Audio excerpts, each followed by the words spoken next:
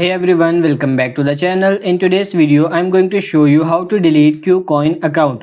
So first of all, you have to open the Kucoin application and then tap on your profile icon in the top left corner, and then you have to go for settings.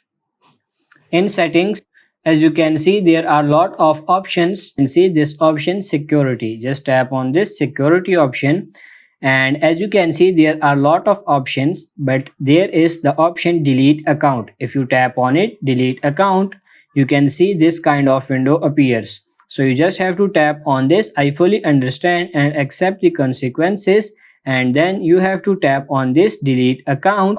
And now, as you can see, thank you for using Kucoin. Tell us why you are deleting your account. So you have to choose a reason why are you deleting the account.